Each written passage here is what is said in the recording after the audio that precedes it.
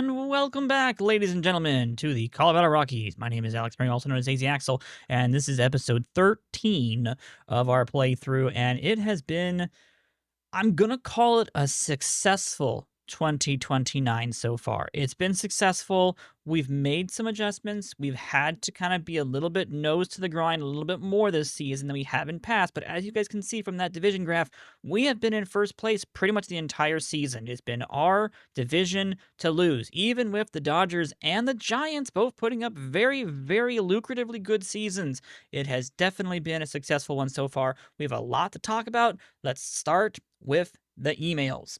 Now, as always, we have a lot of stuff happening in the minor system. You're going to see a lot of emails about people performing well and doing all this kind of stuff out now in the minor league system. That's fine.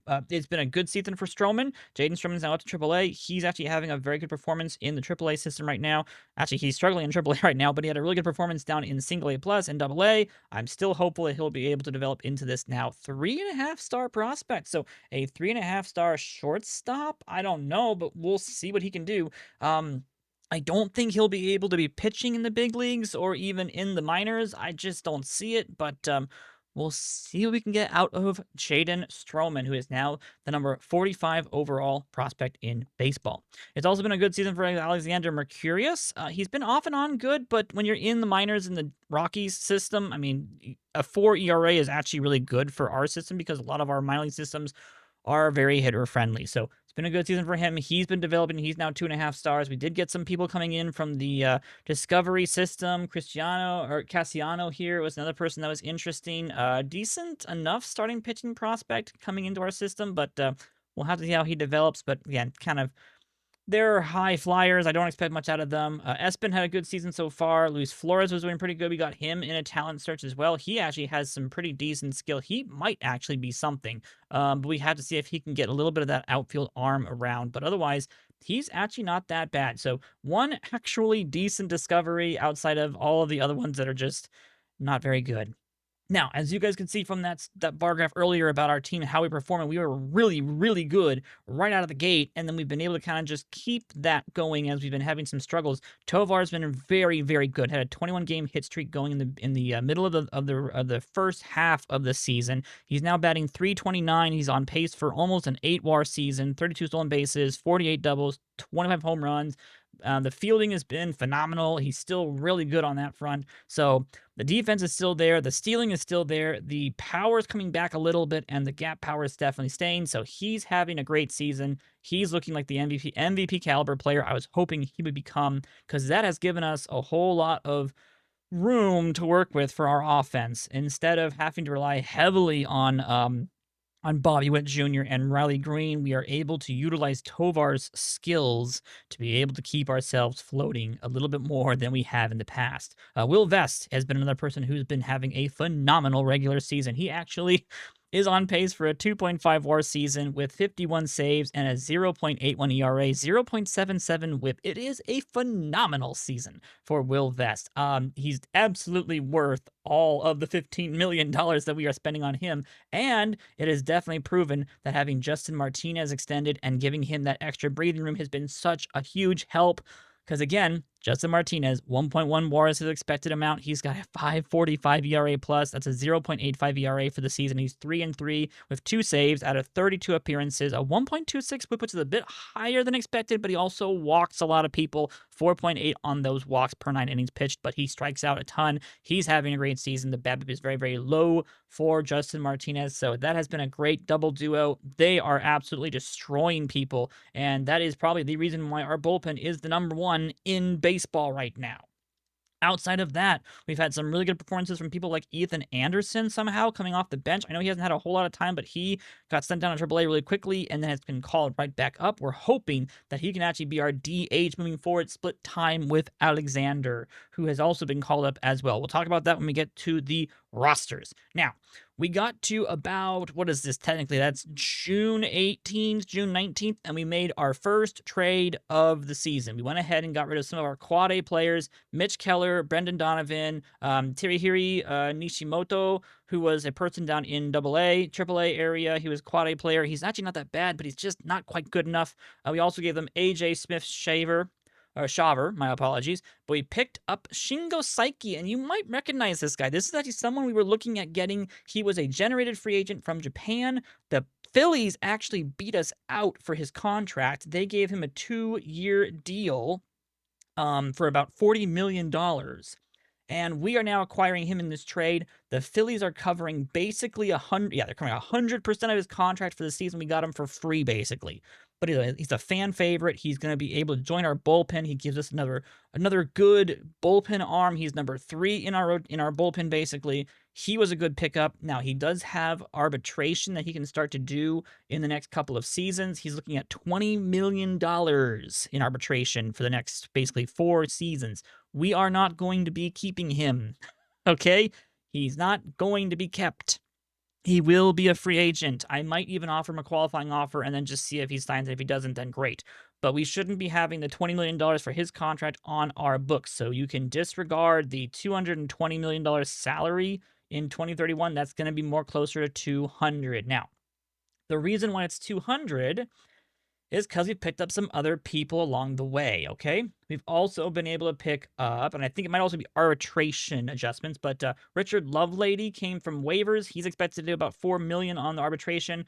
Carter Jensen was another waiver claim. He's at $4 million in arbitration in 2 seasons. And then I believe we also picked up, we've had some people join our 40-man, but we've also picked up a couple of additional pitchers. And I guess we'll go ahead and go back to our emails about that. We hit our midseason goals. The owner's happy about that. Top 100 prospects. Kunkel's still second. Cannon is still first. I still don't know why. We are third still at this point, but the Giants have flipped with the Mariners for the #1 overall minor league prospect system because, of course, Granaman is now officially starting for the Giants. He's already 6 starts into his regular season, and he's having a fantastic regular season so far. This kid is scary. This could give the Giants a very, very good young arm. He's only 21 years of age, so that's real scary, especially when you consider the fact that Popkey is now in the majors as well. And once this kid gets rolling, now they're going to have 2 elite starting pitchers. And then you talk about, of course, Diego Martinez, who's getting closer and closer to the majors. He's in A-ball now. He's going to be a problem down the road as well. So the Giants have got some very interesting options for their starting rotation, and they still have some people they can plug in and out as they want to. So the Giants are going to be a problem. I know I talked about that in our last video, but this is just to basically reiterate, the Giants scare me. Okay, they scare me. They have really good prospects coming up through the system, and they are going to be a problem for a long time, okay? The Dodgers do not scare me. Outside of, who was it again? The Dodgers are right in the middle. They do have, yes, they have Olide, but he could become interesting, but not great. I don't see him becoming something too hard to get around. They don't really have like an elite pitching staff. The Giants are just developing behind everybody's back right now. Like, you thought our rotation was looking good. It's kind of faltered because we've had a lot of bad development on some of our players. The Giants are not having falterings on their player development. They are doing very, very nicely. So, all that to say, we got our new announcements for the top 100 prospects. Of course, we've had some good situations from some of our players. Micah Matthews continues to do really well. He's been having an absolute baller season out in AAA right now. He's actually got a 2.3 WAR season. He's looking for a 3.7 WAR season. He might be someone we have to think about bringing up to the majors next season. I do not know, but we'll see about him. He could be a backup to our outfield, maybe.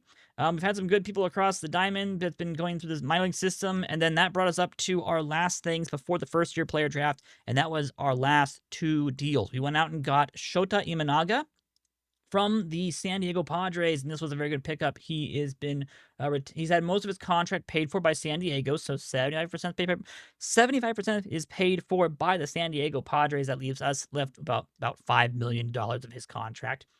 He has been very good so far. We ended up having to give them Nathan Lukes, Robert Moore, Omar Cruz, LeBaron Johnson Jr., Sam Girth, and Jake Rogers. Basically a bunch of our quality players, although Nathan Lukes, he had a really good season back in 2028 when our World Series run happened, but this season he was just not doing well. It was a negative 0.0 WAR season. He was not hitting well. The contact just was not there. The defense was still pretty good, and that was keeping him in check, but basically was not a good season for Nathan Lukes. We went ahead and got rid of him. We have a bunch of minor league depth that can replace someone like a Lukes. And then, of course, our second deal done the same day. We went out and got Luis Castillo from the Pittsburgh Pirates. This was just to basically get a number 4 starter pitcher. Number 3, number 4, I didn't really care. I just need someone who's got some stamina, good control, some ability to have PBAP, just to give us an extra arm that's a veteran arm in the bullpen or in the starting rotation.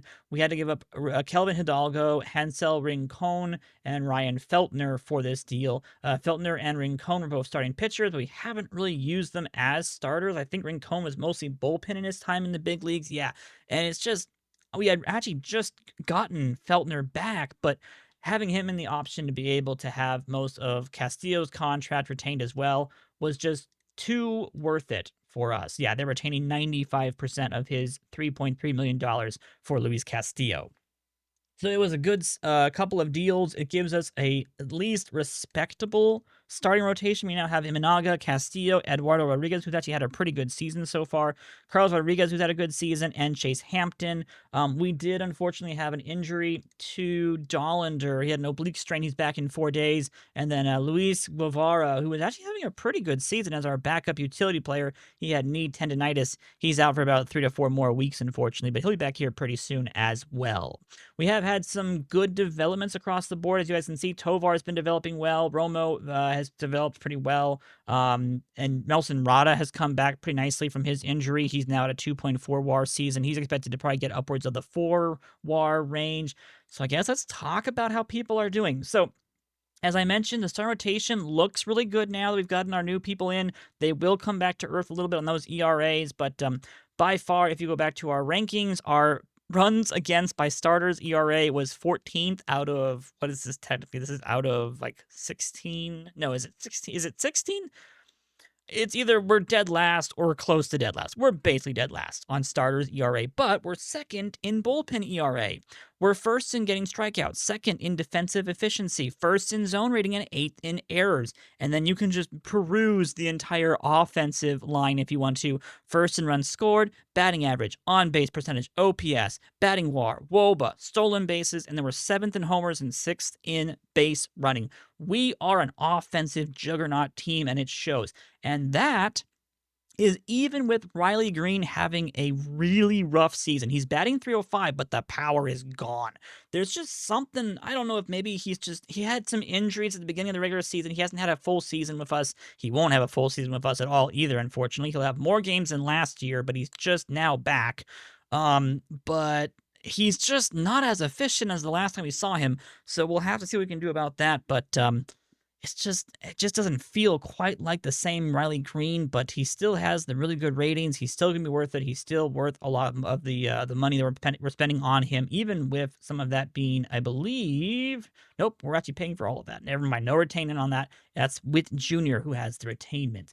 But otherwise, he's now come back from injury. Hopefully he'll bounce back and be okay. Bobby Witt Jr. has actually done pretty good. He's on pace for a 6 WAR season. Now, that's mostly because he's going to have 63 freaking stolen bases at this point.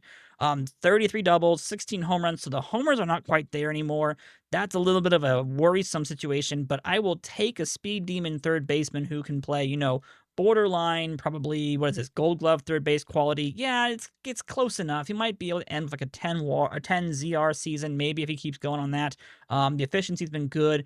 He's doing a great job at third base. I don't have a problem with him. If he doesn't hit 20 plus homers, that's okay. If he could hit maybe 20, I think I'd be happy with that, but I would prefer him to be hitting closer to 30. That is how we'd get the 9 WAR type seasons. But if he does 6 WAR, again, we're only paying him half of his contract. So we're only really paying him about $15 to $16 to $17 million a year. That's great for 5 WAR. That's fantastic. That's borderline Amador. Amador is on pace to have a 4.5 WAR season. He's bouncing back quite nicely. The defense is there. The offense is doing okay. The stolen bases are back. 39 stolen bases is his projected amount this season. So Amador having a good season, doing just fine. And then we get to Charlie Condon. Now, he's only batting .270. He only is expected to have a 4.5 WAR season, but he is expected to end the season with 41 doubles and 51 home runs. The dude is hitting homers left and right, and we need that. We need him to hit home runs because he is the only person who is hitting home runs right about now. And he is woefully behind the league lead in homers, which is right now Ohtani with 37. So don't even get me started on how good Ohtani is at this point. It's a miracle that he hasn't already decided to go ahead and just become the next Babe Ruth, but he kind of has already. So, anywho, it's been a good season for Ohtani. It's been a good season for Condon. Romo's having an okay season. He's probably going to kind of fall back from his 3-WAR season, but that's to be expected. He's going to go back and forth between batting, like 230 and 260. That's kind of his happy medium, but he's going to have 26 stolen bases projected for the season. That would be fantastic. He's got still the elite Gold Glove caliber defense, and that's phenomenal. I think we talked about Tovar already, but again, he's on pace for an 8-WAR season with a 48 double, 25 home run caliber campaign. He's batting in 329 right now, 32 stolen bases on pace for, and again, borderline Gold Glove defense at shortstop. This is, in my opinion, still the best shortstop in baseball. Period. Okay? And then, of course, we have Brenton Doyle. And this is where I'm happy. Brenton Doyle is on pace to have a career year. He's on pace to hit 26 home runs, have 16 stolen bases, bat 250 out of nowhere, have a 3.7 WAR season, and still be able to give us elite Gold Glove caliber defense in center field. So thank the Lord for Brenton Doyle having a good season. If we had, just one more really bad hitter at the back end of our lineup, that might actually be the reason why we lose another 4 or 5 baseball games, maybe 6 or 7 in a season. So, very happy that Brenton Doyle has been having such a good season so far. We did bring up Alexander de la Cruz. This is the person I was talking about earlier. He's split platooning for DH right now. He's also our backup outfielder. We've had some struggles with some of our backup depth players at this point, but he is still here. We still have Will Taylor, even though I'm probably going to get rid of him down the road. He just has the only really good center field backup ability right now. He's kind of the only person that can do that, and he has a little bit of speed. He's okay on that front, but we'll probably get rid of him down the road. We did call up Geraldo Perdomo, one of the MILB minor league signings that we did in the offseason. We got him right before opening day, and he's been in AAA for most of the season. We just brought him up because, of course, Guevara's injury. He is now helping out spearhead the backup of the utility players around the infield. And then, of course, we have Carter Jensen, who was a waiver claim from LA. He's been doing pretty good in the big leagues. He is our backup catcher right now. He's got some decent enough catching ability and a pretty decent enough bat that's actually been almost league average. So he's doing okay. And again, our offense has been carrying us so hard this regular season. We are first in so many categories.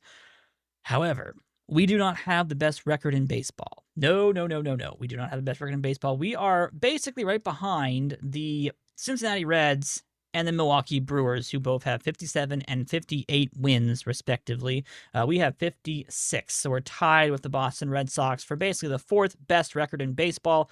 But the Brewers, again, they just have such a great rotation, just a fantastic rotation. They don't even need good hitting to win. They're kind of like us, but the opposite, where they don't need good hitting to win. They just need the good pitching. The other team doing pretty well is, of course, the Cincinnati Reds, and they are basically all about their offense. They've got a better pitching staff than than we do, but they don't have quite the offense that we have at this point. We're just a little bit better than they are, but they still have a really good showing from people like Elly De La Cruz and Sal Stewart.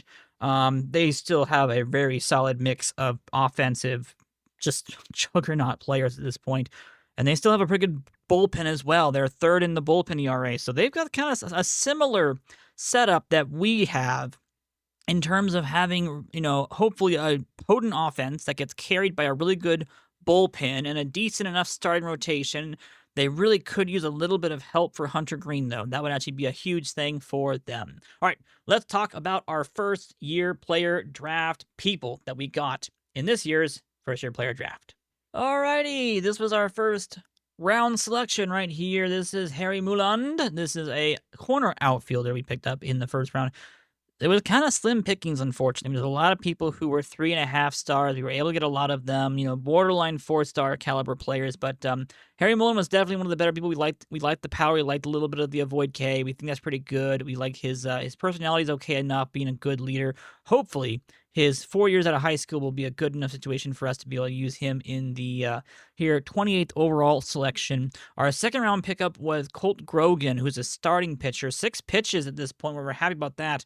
We're hopefully going to be able to develop him. He's got an okay personality. The financial ambition means he'll be a little bit more greedy on the money requirements, but the adaptability and the work ethic is good. That means he might be able to develop a little bit smoother than other people might be able to, and we like the stamina and the hold runners for this 18-year-old right-handed throwing starting pitcher. Jared Josephson Jr. was our third round selection, kind of similar to the last person we just got.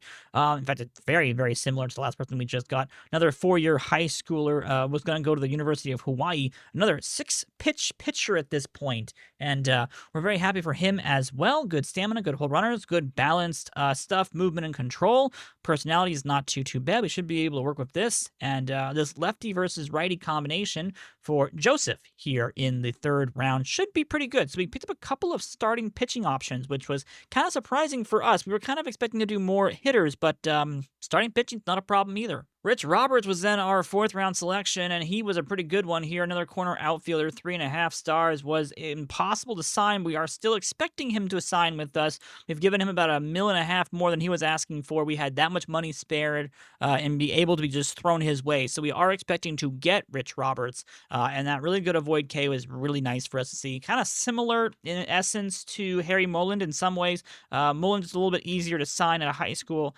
than the durable Rich Roberts was. So hopefully he signs. Hopefully we're good for that, but he should be on the team here pretty soon, and that's a good outfielder for us. Another corner outfielder, probably a left fielder down the road. Craig Diefenbach, I believe is how I was going to pronounce that last name there. Good work ethic, adaptability catcher here. Decent enough on the defense. We're hoping that this 4-year high schooler will be pretty good. Good power, good avoid K again. That kind of seems to be our going theme for this year is good power, good avoid K, decent enough defense, good personality. Otherwise, Wes Carroll was our 6th round selection, and we didn't like the defense, but everything else about him looked really, really good. He's only 3-star caliber prospect, but we really like the speed, the hitting, the power, the gap power. The defense can use a little bit of work. We're going to see what we can do about that, but otherwise, Wes Carroll gets picked here in the 6th round. Very happy to have him, and we'll see what this guy can do. A 3-year high schooler senior who is going to go to the University of Mount Olive. Interesting. Sean Walls was another catcher we picked up. We picked up a couple of different types of catchers now in the middle of the draft. Round 7 went to Sean Walls. Good defense, only 47, but we can probably work on that a little bit. Good leader and work ethic, though. Should probably be a captain down the road. We'll see about that. But good power, decent enough on the bat ability. We should be able to develop him, and he might be able to get a little bit better and actually improve and be a pretty good prospect for us. Gary Robbins was a pitcher he picked up in the 8th round. Really good on the good on the stamina. Good in the pitches, could use a little bit of work on other stuff, might become a converted bullpen arm maybe, but the durability for his injury proneness, so he's not going to get injured too often, plus the work ethic and intelligence was a good steal for us. We liked what we saw out of Gary Robbins. Brent Danner was our 9th round selection, another corner outfielder here, maybe first baseman if we wanted to do that.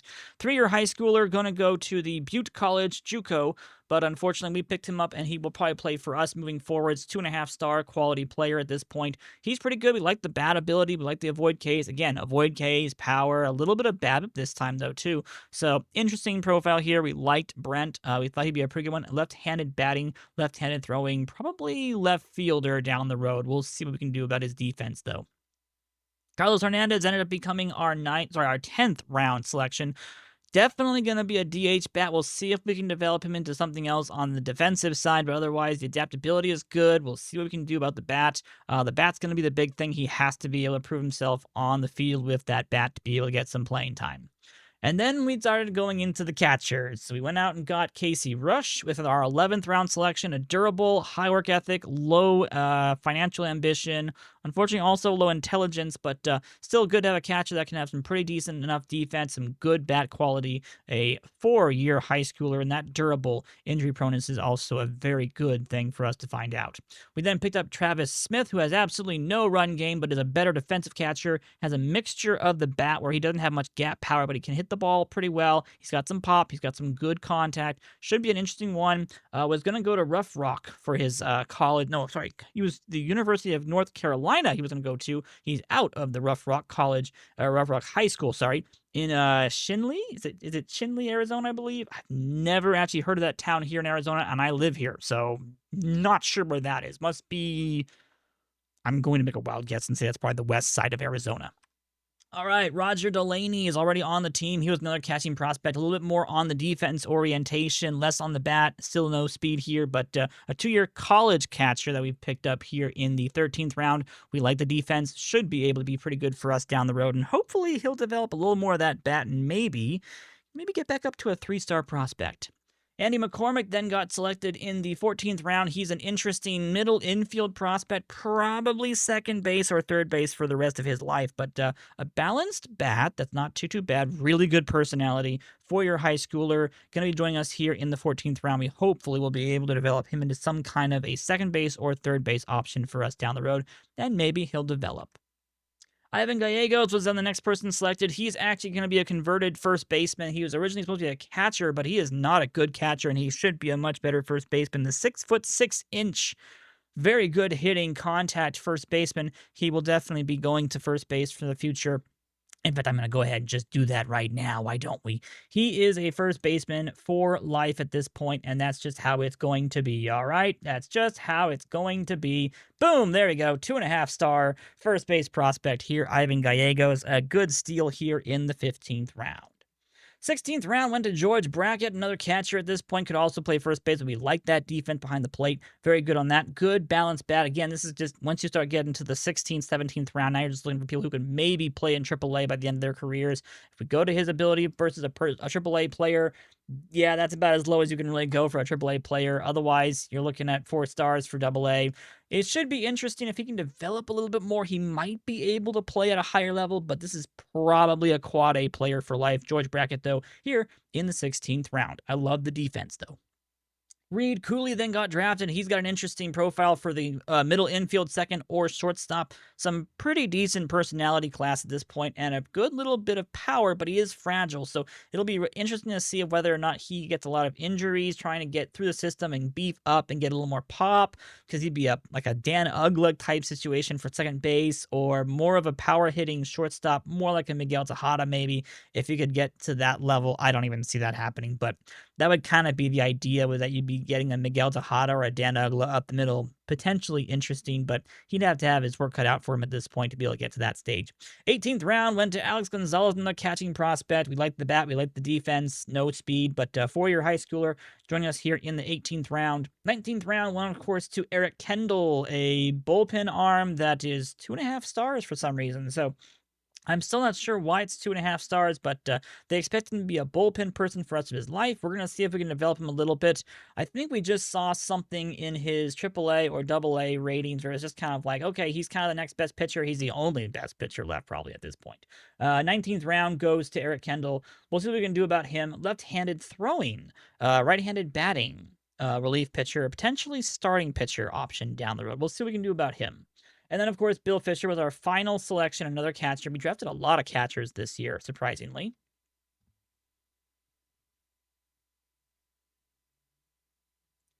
There we go. That's better. Sorry. Fisher has got a pretty good balanced defensive ability with a pretty decent contact ability as well. This 18-year-old, 4-year high schooler will join us here in the final selection, pick number 605 of the 2029 first-year player draft. And as always, we have already gone ahead and given them all offers. For all of our players, we are going to go a little bit over our expected budget for that at this point, but it's worth it. We have the money. We're now only having about $30 million left in our year's budget. That does not go well for our extensions for the following seasons, but again, we are not going to be extending Shingo Saiki's contract of arbitration or anything like that. So there will not be $20 million the following season. We'll have all that money back. If we did have that back right now, you probably would be seeing close to like $5 million in extendable money at the moment. Otherwise, we are 609 on our winning percentage. We are absolutely destroying the National League in terms of our offensive production. The team is doing very, very well. We're having a good amount of capacity of our attendance. Our attendance is going well. The owner's happy. We declined, of course, the option to extend Shane Bieber. He already tore his triceps for the Yankees. He's out for 2 more weeks, but he's been doing okay for the Yankees so far. But Sonny Gray is winning the battle between the two former Colorado Rockies aces over in that New York Yankees-Boston Red Sox matchup right now. Otherwise, everything else is going pretty good. We're still expecting to be able to reach playoffs at the very least. I'll let you know how playoffs go in the following video. I'll also let you know how it goes for all of our other stuff, including trade deadlines. If we get anybody else at the trade deadline, I will let you all know. At the moment, though, it has been crickets. It has been absolutely crickets. There are some... Oh, well, there's a new one. That's a new person, Kyle Bradish. I guess I hadn't checked it in the last couple of days, but for a long time it had been just these 4 relief pitchers, Clase, Smith, Cronin, and Jax. That was it. That was literally it. But, of course, Kyle Bradish is also out for 7 to 8 months, so he's basically not there on this list. But otherwise, hopefully soon we'll get some really decent trade bait players. Maybe we can get someone really good. I don't know. Again, we talked about it in our last video. There's just not a whole lot of really good pitchers out there right now. And that's going to make it very difficult for us to even acquire prospects or acquire a really good veteran pitcher. Like the person out there that I would want to get would be Nam or Burns. And I'm pretty sure the Washington Nationals are, well, they're not technically in playoff range, so we might be able to ask about Burns. Although, is he injured right now? Is he? He is. He's out for 7 to 8 weeks. So even the one person that I would think about, if they could hold off on a lot of his contract, he's been out for the entire season so far. He's got 7 to 8 weeks before he's back. That's going to bring down his ratings probably to 3.5 stars. And at that point, I could get anybody, and they'd probably be just about as good. So unfortunately, it's probably very unlikely that we're going to be able to make any big moves on the trade deadline day to be able to get anybody into the system that could give us just that one more piece. I think we're kind of stuck with what we've got, and we're going to have to hope and pray that our offense carries us to another World Series. But I will let you all know in the next video.